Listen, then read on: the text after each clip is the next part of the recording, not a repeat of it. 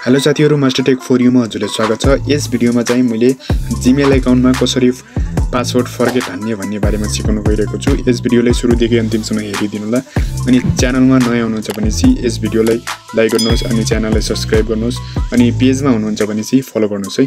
अनि यहाँ आफ्नो म जीमेल एपमा जाने छु। जीमेल एपमा गइसकेपछि हेर्न सक्नुहुन्छ साथीहरु। अनि यसमा जानुहोस्, लोगोमा क्लिक गर्नुहोस् अनि साथीहरु अनि यहाँ माथि लेखेको छ म्यानेज योर अकाउन्ट भनेको छ, यसमा क्लिक गर्नुहोस्। अनि यसमा क्लिक गरिसकेपछि हेर्न सक्नुहुन्छ यहाँ लोडिङ लिँदैछ साथीहरु, हेर्न सक्नुहुन्छ। अनि हामी केमा जाने छौं, यहाँ माथि सेक्युरिटीमा जाने छौं है।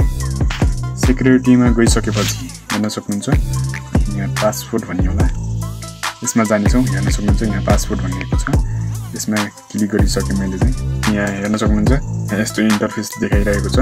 अनि यहाँ फिङ्गरप्रिन्ट खोजेको छ, यहाँ एनदर ट्राई एनदर वे भनेको छ नि, अनि त्यसमा क्लिक गर्नुहोस्।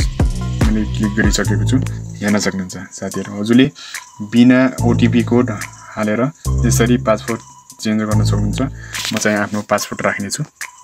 अनि साथीहरु हजुरले आफ्नो पासवर्ड चाहिँ 8 क्यारेक्टर्स को राखिसक्नु भयो भनेपछि हजुरले अनि यहाँ चेन्ज पासवर्डमा क्लिक गर्नुहोस्। क्लिक गरिसकेपछि अनि जुनमा लगइन भएको छ त्यो चाहिँ हट्ने छ है। अनि म चेन्जमा क्लिक गर्ने छु।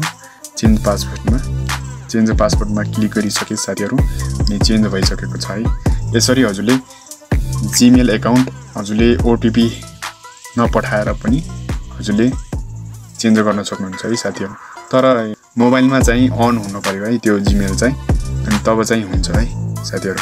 अनि म गेट स्टार्टमा क्लिक गर्ने छु।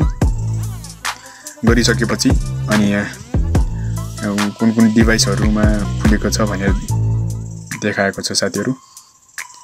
अनि म यसलाई ओपन गर्ने छु। प्रोटेक्सन भनेको छ, यसलाई अन गर्ने छु साथीहरु। यसरी नै हजुरले जीमेल अकाउन्टमा पासवर्ड फर्गेट गर्न सक्नुहुन्छ साथीहरु। आजको लागि यति नै। फेरि अर्को इन्फर्मेसन लिएर आउने छु। यस्तै इन्फर्मेसन पाउनको लागि अनि यस भिडियोलाई लाइक गर्नुहोस् अनि च्यानललाई सब्स्क्राइब गर्नुहोस्। अनि हामी फेरि अर्को भिडियोमा मिल्ने छौं। Thanks for watching this video.